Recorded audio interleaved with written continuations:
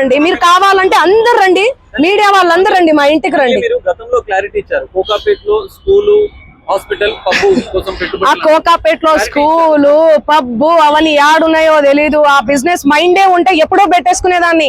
నీ పాటల ప్రపంచంలోనే ఎందుకు బతికేదాన్ని? నాకు పాటలు పాడడం, పాటల ప్రపంచం తప్ప ఏమీ తెలియదండి. నాకు నిజంగా డబ్బు ఆశ ఉంటే లాస్ట్ ఇయర్ ఎన్నికలు 2023 ఇక్కడ, 2023 ఇక్కడ, 2024 అక్కడ జరిగింది. నేను ఏ ఏపీలో గానీ ఏ తెలంగాణలో గానీ ఎక్కడన్నా కనిపించినా ఎన్నో మనీ ఆఫర్ చేసిర్రు, నాకు కోట్లు ఇస్తామని చెప్పి. అయినా కూడా నేను కనిపించలేదు. ఎందుకంటే నాకు డబ్బు ముఖ్యం కాదండి, వ్యక్తిత్వం చాలా ఇంపార్టెంట్. చాలా నియత్గా, చాలా ఎథిక్స్ తో బతుకుతూ వస్తున్నానండి నేను. నాకేం అవసరం ఉంది చెప్పండి? చేతి నిండా పనులు. మీరు చూడట్లే, నా ఇన్స్టా చూడట్లే, సోషల్ మీడియాలో చూడట్లే. ఒక్క పాట చేస్తే ఎందుకండి ప్రజలు ఇంతగానం ఆశీర్వదిస్తున్నారు? ఎందుకు 100 మిలియన్స్ పోతున్నాయి? ఎందుకు మీ అందరు కూడా లైక్ చేస్తున్నారు చెప్పండి? నాకేం అవసరం ఉందండి? వీడియో ఉంది, నా వీడియో ఏడుంది? ఇదిగో మా తమ్ముడు ఈయన. ఆ ఫోటోలో, ఆ కట్టల ఎంచే ఫోటోలో ఎవరున్నారండి? వీడియోలో కట్టలు పైసలు ఎంచే వీడియోలో ఎవరున్నారు? ఈ ముఖం ఉందా? సంబంధం లేని విషయం, మాకు సంబంధం లేని విషయం తెచ్చి మా మీద ఎందుకు రుద్దుతున్నారు అనేది నాకు అర్థం కావట్లేదు. సెన్సిటివ్ మ్యాటర్ అండి ఇది. కొంచెం ఆచి తూచి వెరిఫికేషన్ చేసుకొని మీరు వేయాలి మీడియాలో, సోషల్ మీడియాలో కానీ మీడియాలో కానీ. దయచేసి చెప్తున్నా, నేను మళ్ళీ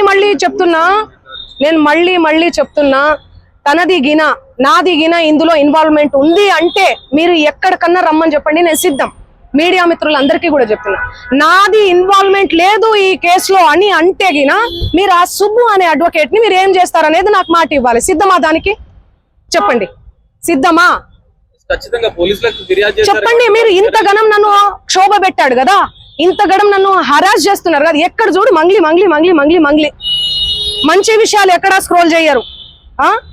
ఈ విషయాలు, ఈ నెగటివిటీని ఎందుకు ఇంత సెన్సేషనల్? మీరు మీడియాను అస్సలు తప్పు పట్టలే నేను. మీడియా అదే చెప్తున్నా, నేను ఏమని చెప్పా? మీడియా ఫ్యామిలీ నుంచి వచ్చాను చెప్పానా? అదే చెప్తున్నా నేను. మీ పేరేం పేరు? సాగర్ గారు. నేను అదే చెప్తున్నా, మీడియా ఫ్యామిలీ నుంచి వచ్చాను సాగర్ గారు. ఇన్స్టాగ్రామ్ లో ఆ రీల్స్ అవన్నీ మీ చెల్లి మీదనో మీ అక్క మీదనో వస్తే మీరు ఎంత బాధపడతారు? నేను అదే చెప్తున్నా. మీడియా నుంచి ఒక్కొక్క మెట్టుకి ఎందుకు టార్గెట్ చేస్తున్నారు అది మీరు చెప్పాలి. మీరు ఏమనుకుంటున్నారు దానికి సంబంధం? నాకు తెలియదు అది. ఎందుకంటే నేను మీడియాలో వచ్చి ఇంటర్వ్యూలు ఇస్తలేనను, మరి ఏమో నాకే తెలియదు. ఎందుకంటే నా పని చెప్తుంది, నేను పని చేసుకుంటూ వెళ్తున్నా, నేను పాటలు చేసుకుంటూ. ఆయన అదే చెప్తున్నాను కదండి, బిగ్ బాస్ కోసం, ఫేమస్ కోసం అని చెప్తున్నాం కదా. ఆయన కేవలం ఫేమస్ అవ్వాలి, ఫేమస్ అయ్యే దానికోసమే ఇదంతా చేస్తున్నాడు. ఆయన మాటలు మీరు చూడండి. నెక్స్ట్ ఇయర్ బిగ్ బాస్ వస్తే నేను వెళ్తాను. శ్రీముఖి అంటే నాకు క్రష్. నాతో మాట్లాడేటప్పుడు కూడా మీతో ఫ్రెండ్షిప్ చేసుకుందామంటే మీరేంది ఆరోగంటగా మాట్లాడుతున్నారంటే, అవును కేసు పెడతాము అంటే ఆరోగంటగా మాట్లాడకుండా ఎందుకు మాట్లాడతారండి? నేను తప్పు చేయను దాన్ని. తప్పు చేయని వాళ్ళు ఎవరన్నా మాట్లాడతారు. నేను మీకు వీడియో చూపిస్తాను, ఆగండి, చూడండి ఎలా మాట్లాడుతున్నాడు, ఎట్లా డిమాండ్ చేస్తున్నాడు చూడండి. ఇంతే సౌండ్ అండి ఇది. చూడండి, నువ్వేమన్నా ఆకాశం నుంచి ఊడిపడ్డావా? నడుమంత్రపు సిరియా ఇదంతా? ఇంత వల్గర్ లాంగ్వేజా? ఇంత సోకులు ఎందుకు పడతారు మీరు?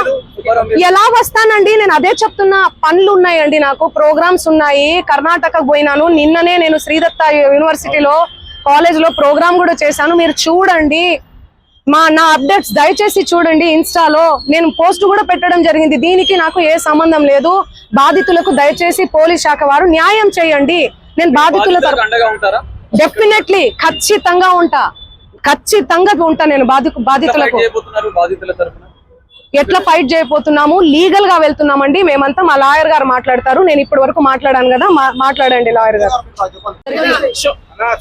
మీడియా మిత్రులందరికీ నమస్కారం. ఏదైతే మైక్రో ఫైనాన్స్ పేరిట ఈ సుబ్బు అనే అడ్వకేట్ ఎవరైతే ఉన్నారో ఆయన నా మీద చేస్తున్నటువంటి ఆరోపణలు ఏవైతే ఉన్నాయో అవన్నీ ఫేక్ అలిగేషన్స్. నిజంగా నేను ఇందులో ఇన్వాల్వ్ అయి ఉంటే గిన నేను ఎక్కడికైనా రావడానికి సిద్ధం. నేను ఎక్కడ ఏ పోలీస్ గడపలైనా ఏ ఏమంటారు కోర్టు గడపైనా తొక్కడానికి సిద్ధం. నేను ఇందులో నన్ను ఇన్వాల్వ్ అయినావు అని చెప్పి తేలిస్తే నేను ఏమన్నా చేయడానికి సిద్ధం. ఇన్వాల్వ్ కాలేదని తేలిస్తే మీరేం చేస్తారు మీడియా మిత్రులు అందరూ కూడా? నేను మీడియా ఫ్యామిలీ నుంచి వచ్చాను, మీరందరూ ఏం చేస్తారు నాకు మాట ఇవ్వాలి. ఆయన ఇవన్నీ తప్పుడు ఎలిగేషన్స్ వేస్తున్నాడు. ఒక బంజారా గిరిజన ఆడబిడ్డ మీద కష్టపడి 14 ఏళ్ల నుంచి ఒక్కొక్క మెట్టు ఎదిగి పోయినటువంటి ఆడబిడ్డ మీద ఆయన ఈ ఫేమస్ కోసం కేవలం బిగ్ బాస్ కి వెళ్ళాలి, శ్రీముఖి అంటే క్రష్, ఫేమ్ అవ్వాలి. ఆయన ఒక భరతనాట్యం డాన్సర్. సో ఆ డాన్స్ అవన్నీ నేర్చుకొని ఉన్నాడు కాబట్టి ఆయనకి సినిమా పిచ్చి ఎక్కువ, సినిమాల మీద మక్కువ ఎక్కువ. దానివల్ల నా పేరు వాడుకొని ఆయన ఫేమ్ అవ్వాలని చెప్పి ప్రతి ఒక్క మీడియా గడప తొక్కి ప్రతి ఒక్కరికి అడిగి ఇంటర్వ్యూ తీసుకోండి అని చెప్పి లేనిపోని అలిగేషన్స్ అన్ని కూడా నా మీద వేస్తున్నాడు. నిజంగా ఆ బాధితుల్ని చూస్తుంటే నాకే చాలా చాలా బాధ అనిపిస్తుంది. నాకేం సంబంధం ఉంది? ఈ చేతి నిండా పనులే ప్రజల ఆశీర్వాదాలతో, మీ అందరి ఆశీర్వాదాలతో ఈ రోజు మీడియా లేకపోతే నేను లేను. ఇండిపెండెంట్ గా ఎదిగిన దాన్ని, నేను మీ చేతులల్లో ఎదిగిన దాన్ని, మీ చేతులల్లో పెరిగిన దాన్ని నేను ఎందుకు చేస్తాను? నేను అక్కడి నుంచే కదా వచ్చాను. ఎక్కడి నుంచి అయితే వచ్చానో వాళ్ళ పొట్ట నేను కొడతానా? నిజంగా నేను బాధితుల తరపున గట్టిగా నిలబడుతున్నాను. ఎవరైతే నా పేరు యూజ్ చేసి చీట్ చేసి ఎవరైతే వాళ్ళ దగ్గర నుంచి డబ్బులు తీసుకున్నారో వాళ్ళని కంపల్సరీ కఠినంగా శిక్షించాలని నేను పోలీస్ శాఖను గాని కోరుతున్నాను. సో మిగతా వివరాలన్నీ కూడా మా లాయర్ గారు మాట్లాడతారు. సుబ్బు గారి మీద ఇచ్చాం.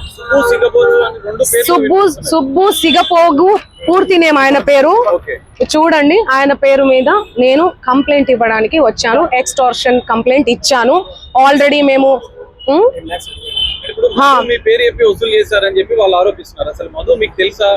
నా మీద ఎవరెవరో ఆరోపిస్తారండి. ఎవరెవరో వస్తారు, ఫోటోలు దిగుతారు. మీరు దిగరా? ఇంతకు ముందే దిగిర్రు. మీరు దిగరా? ఏమండి, సెలబ్రిటీ స్టేటస్ లో ఉన్నాను నేను. సెలబ్రిటీగా ఏ రోజు ఫీల్ అవ్వలేదండి. సెలబ్రిటీగా నేను ఫీల్ అయ్యి ఉంటే ఈ రోజు ఈ 14 ఏళ్ల జర్నీ కొనసాగేది కాదు, ఎక్కడో ఆగిపోయేదాన్ని. ఎప్పుడైనా కూడా నేను ఎవరి ఇంట్లో పడితే వాళ్ళ ఇంట్లో పోయి అన్నం తినేస్తా. సొంత చెల్లెలాగా, సొంత అన్నలాగా. అన్న చెల్లి తప్ప, అన్న తమ్ముడు తప్ప వేరే సంబోధన కూడా ఉండదు నా నోట్లకెళ్ళి. సో ఎందుకు ఇంతలా బదనాం చేస్తున్నారో నాకు అసలు ఏం అర్థం కావట్లేదు. ఎంతో మంది నాతో ఫోటోలు దిగుతుంటారు, ఎంతో మంది ఇంటికి పోయి భోజనం చేస్తుంటాను. అదే చెప్తున్నా, ఫేక్ ఎలిగేషన్స్ అని చెప్తున్నా నేను. అందుకే కేసు పెట్టాం మేము. ఎలా ఇస్తా? ఆయన రివర్స్ అంటున్నాడు. ఆయనే డబ్బులు ఇస్తే నేను నీ పేరు దేను ఇళ్ళకెళ్ళి నన్ను డిమాండ్ చేశాడు. మీరు ఇండ్ల పేరు ఉండకూడదు మీది అంటే మీరు పైసలు ఇవ్వాలి నాకు. ఆయన పైసలు ఇవ్వాలనే కదా ఇదంతా చేస్తున్నాడు. మీకు అర్థం కావట్లేదా?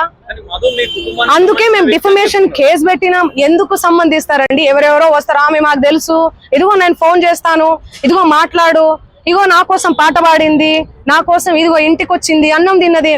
అభిమానులు ఎంతో మంది ప్రోగ్రామ్కి వెళ్తున్న క్రమంలో ప్రోగ్రామ్ చేసుకున్న తర్వాత మేము అన్నం తినండి, మా ఇంటికి రండి, మా ఊరికి రండి మేడం, మీ కాలు మోపండి మేడం, మీరు లక్ష్మి లాగా ఇట్లా మాట్లాడుతుంటారు ఎమోషనల్ గా.